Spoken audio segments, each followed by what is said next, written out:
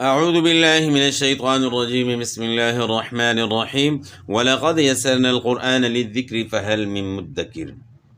آج ہم جزم یعنی سکون کے متعلق بات کریں گے کہ جزم یعنی سکون والا حرف کس طرح پڑھا جاتا ہے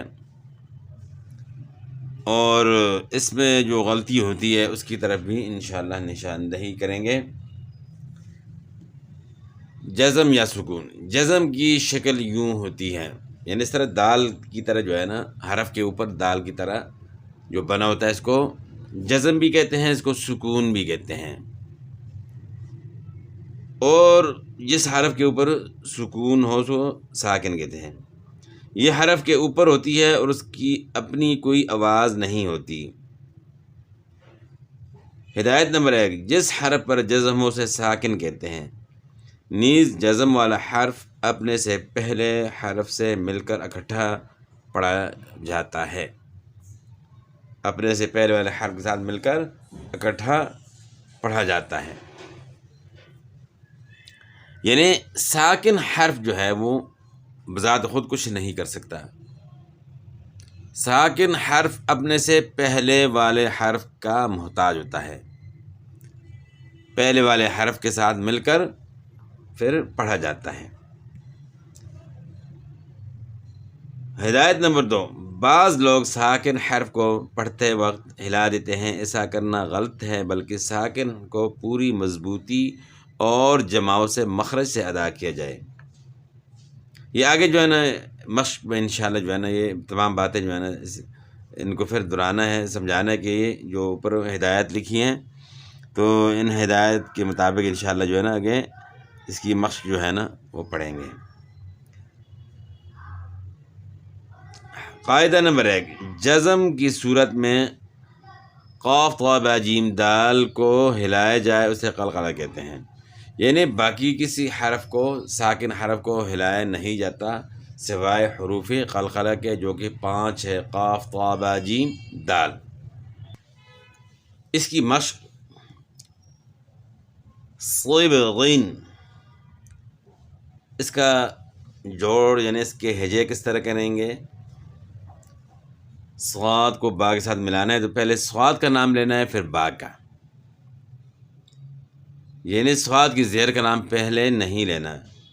اصول یہ ہے کہ پہلے حروف کا نام لیا جائے، تو اگر کوئی صاد کی زیر کا نام پہلے لے لے تو اس میں بھی کوئی حرج نہیں ہے، اصل مقصد ہے سیکھنا، کسی طریقے سے سیکھ لے، لیکن ویسے اصولاً یہ ہے کہ صاد کا نام لیا جائے پھر با کا، اس کے بعد زیر کا نام لیا جائے، کیونکہ حروف کا نام پہلے لینا ہے، حرکات کا نام بعد میں لینا ہے۔ تو صاد کو چونکہ با کے ساتھ ملانا ہے تو اس لیے صاد کا نام لے کر پھر با کا نام لے کر پھر زیر کا یعنی حرکات کا نام بعد میں ہوتا ہے اور حروف کا نام پہلے ہوتا ہے۔ تو اس اصول کے تحت یعنی حرکات کا نام پہلے اور یعنی حروف کا نام پہلے اور حرکات کا نام بعد میں، یہ اصول ہے۔ تو اس اصول کے تحت پہلے جو ہے نا حروف کا نام لیا جائے گا، یعنی صاد کا نام لیا جائے گا، پھر با کا، پھر زیر کا۔ صاد با زیر صیب، غین 2 زیر غین، صیب غین۔ اچھا یہاں جو ہے اس طرح آپ نے اوپر جو ہے نا پڑھا حروف قلقلہ کے متعلق، قاف طا با جیم دال، یہ 5 حروف ہیں، جب بھی ان کے اوپر سکون آ جائے یعنی جزم آ جائے تو خواہ وقف کی صورت میں ہو یا اصلی سکون ہو تو ان کو ہلا کر پڑھنا ہے، باقی ساکن حرف کو جو ہے نا آپ نے ہلا کر نہیں پڑھنا۔ تو یہاں چونکہ با حروف قلقلہ میں سے ہے اس لیے اس کو ہلا کر پڑھنا ہے۔ صیب غین، صبحن، یہاں بھی با ہے تو با حروف قلقلہ میں سے اس کو ہلا کر پڑھنا ہے۔ فتنتون، اچھا یہاں جو ہے نا تا کو ہلا کر نہیں پڑھنا، فتنتون نہیں پڑھنا، جو کہ اکثر لوگ یہ غلطی کرتے ہیں، ساکن حرف کو ہلا کر پڑھتے ہیں۔ تو سوائے حروف قلقلہ کے آپ نے باقی کسی حرف کو ہلا کر نہیں پڑھنا، یعنی ساکن حرف کو ہلا کر نہیں پڑھنا، یعنی نہیں پڑھنا، فتنتون، فتنتون۔ اس طرح موس نہیں پڑھنا، سا میں بھی قلقلہ نہیں کرنا ہے، یعنی ہلا کر نہیں پڑھنا. مثقلۃ، مثقلۃ. اجر، یہاں جو ہے نا جیم جو ہے حروف قلقلہ میں سے ہے، تو اس کو ہلا کر پڑھیں گے، یعنی اس میں قلقلہ کریں گے. اجر. زجرۃ، یہاں بھی جیم میں قلقلہ ہوگا. زحفاً، یا حائد حا حروف قلقلہ میں سے نہیں ہے، تو اس لیے اس میں قلقلہ نہیں ہوگا، یعنی ہلا کر نہیں پڑھیں گے. زحفاً، یعنی زحفاً نہیں پڑھیں گے، زحفاً. اسی طرح نخل، خا کو بھی ہلا کر نہیں پڑھیں گے، خا میں قلقلہ نہیں ہوگا کیونکہ حروف قلقلہ میں سے نہیں ہے. نخل، نخل. بخسن. قدحا، دال حروف قلقلہ میں سے ہے، تو دال میں قلقلہ ہوگا، یعنی ہلا کر پڑھیں گے دال کو. قدحا. عذراً، دال بھی حروف قلقلہ میں سے نہیں ہے، تو اس میں بھی قلقلہ نہیں ہوگا. عذراً. نذراً، یعنی ان حروف کو ہلا کر نہیں پڑھنا. حرث، عرش. جزع، مسک. مشرک. نشط. فصل. قضبا. ان حروف کو، یعنی ان الفاظ کو ہلا کر نہیں پڑھنا. نطفۃ، یہاں جو ہے طا حروف قلقلہ میں سے ہے، تو اس میں قلقلہ ہوگا، یعنی ہلا کر پڑھیں گے. نطفۃ. اظلم، ضا حروف قلقلہ میں سے نہیں ہے، تو اس کو ہلا کر نہیں پڑھنا. اظلم، اظلم نہیں پڑھنا. اظلم. معتد. بعض، تو عین بھی حروف قلقلہ میں سے نہیں ہے، اس لیے ہلا کر نہیں پڑھنا. اس کے بعد پھر مغفرۃ. نفس، تو ان الفاظ میں بھی قلقلہ نہیں ہوگا، ہلا کر نہیں پڑھنا. نقعا، قاف حروف قلقلہ میں سے ہے، تو اس کو ہلا کر پڑھنا ہے، یعنی قلقلہ کرنا ہے. نقعا. ذکر. مکث. ملح. شمسا. شہر. مؤمن. بأس. شأن. لؤلؤا، تو ان الفاظ میں قلقلہ نہیں ہوگا، یعنی ان کو ہلا کر نہیں پڑھنا. تو آج کے سبق میں الحمدللہ ہم نے یہ بات سیکھ لی کہ ساکن حرف جو ہے وہ اکیلا نہیں پڑھا جا سکتا. ساکن کا مطلب ہی یہی ہے کہ وہ ساکن یعنی اپنی جگہ سے ہل نہیں سکتا، اس لیے اس کو ساکن کہتے ہیں. ساکن حرف محتاج ہوتا ہے اپنے سے پہلے والے حرف کا. ساکن حرف اپنے سے پہلے والے حرف سے مل کر پڑھا جاتا ہے. اور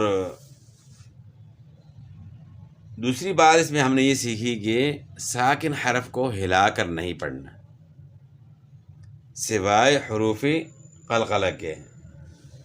وہ حروف قلقلہ جو ہیں وہ 5 ہیں: قاف، طا، با، جیم، دال.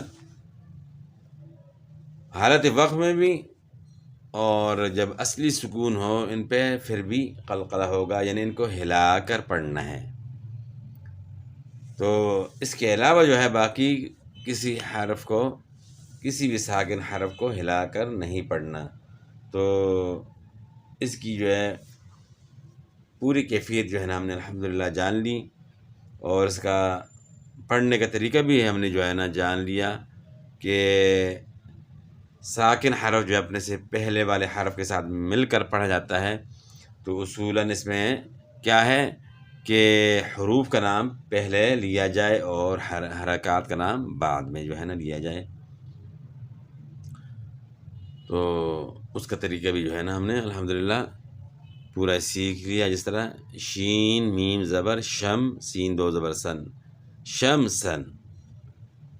اچھا، اس میں ایک دوسری بات جو ہے آپ نے جو ہے وہ یاد کرنی ہے. کل کے سبق میں ہم نے پڑھا بھی تھا کہ 2 زبر کے بعد الف اور بعض جگہ یا لکھی ہوتی ہے. وہ لکھنے میں تو ہے لیکن پڑھنے میں نہیں ہے، تو آپ نے اس کو پڑھنا نہیں ہے بلکہ صرف جو ہے جب وقف کریں گے تو وقف کی صورت میں جو ہے یہ الف پڑھا جائے گا، یعنی شمسن وقف شمسا ہوگا. اس طرح والشمس وضحاها، اس طرح جو ہے باقی الفاظ بھی ہیں. اس طرح نشطن ہے نشطا، والعادیات ضبحا ہے تو وقف کریں گے تو ضبحا. تو وقف کی صورت میں جو ہے یہ الف پڑھا جاتا ہے. وقف کے بغیر اس کو آپ نے جو ہے نہیں پڑھنا. جب نہیں پڑھے گا، سائلنٹ ہوگا، تو لازمی بات ہے کہ پھر ہجے کرتے وقت بھی اس کا نام لینے کی ضرورت ہی نہیں. یعنی شین میم زبر شم سین دو زبر سن پڑھنا ہے. شین میم زبر شم سین الف دو زبر سن، اس طرح جو ہے نا جوڑ نہیں کرنا. شین میم زبر شم سین دو زبر سن شم سن. اس طرح جو ہے نا نون شین زبر نش طا دو زبر طن نش طن، ساتھ الف کا نام لینے کی ضرورت نہیں ہے. اور اسی طرح نطفتین جب وقف کریں گے نطفہ نطفہ ہوگا. وقف کی صورت میں جو ہے نا گول تا جو ہے یہ جو ہے نا ہائے ساکنہ سے تبدیل ہوگی. تو یہ بات کل کے سبق میں بھی گزر چکی تھی، تو اس کو دوبارہ ہم نے ریپیٹ کر لیا. اس طرح مثقلۃ ہے وقف مثقلہ. باقی جو ہے دو پیش ہیں اجرن ہے وقف اجر. زجرۃ ہے زجرہ گولتا ہے. فتنۃ وقف فتنہ. اور دو زبر جو ہے نا الف سے تبدیل ہوتے ہیں. صبحاً وقف صبحا. دو زبر الف سے تبدیل ہوں گے، دو پیش کو ساکن کرنا ہے، دو زیر کو بھی ساکن کریں گے. شہرین وقف شہر.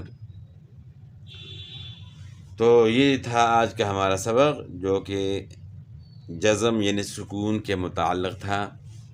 تو باقی انشاءاللہ تشدید یعنی شد کے متعلق انشاءاللہ کل کا سبق ہوگا. تو وہ بھی بہت ہی یعنی ضروری ہے سمجھنے کے لیے. اکثر لوگ جو ہے قاعدہ پڑھ لیتے ہیں، یعنی بچے پڑھ لیتے ہیں یا کوئی بڑا بھی پڑھے، لیکن یہ کہ جب یہاں آتے ہیں اس سے پہلے جو ہے نا قاعدہ بہت اچھا پڑھتے ہیں، لیکن یہ کہ یہاں سے آگے سمجھتے نہیں. تو خصوصاً بچے جو ہے نا ان کو سمجھانا بہت ضروری ہوتا ہے. تو یہاں سکون کی تختی کے بعد جو ہے نا ان کے لیے جو ہے نا زیادہ سمجھانے کی ضرورت ہوتی ہے. پھر اس کے بعد تشدید کی تختی آ جاتی ہے، اور پھر مدوں کی تختی آ جاتی ہے. تو ان کا سمجھانا بہت ضروری ہے کہ اس کو جو ہے نا کس طریقے سے پڑھنا ہے. یہاں سے آگے جو ہے نا قاعدہ سمجھنا بہت ضروری ہے. تو اسی طرح جو ہے نا ہمارے ساتھ آپ رہیں، آگے بھی انشاءاللہ بہت ہی یعنی ضروری باتیں آئیں گی انشاءاللہ. تو انشاءاللہ سمجھنے سے بہت ہی فائدہ ہوگا. اللہ تعالیٰ عمل کی توفیق دے. والسلام.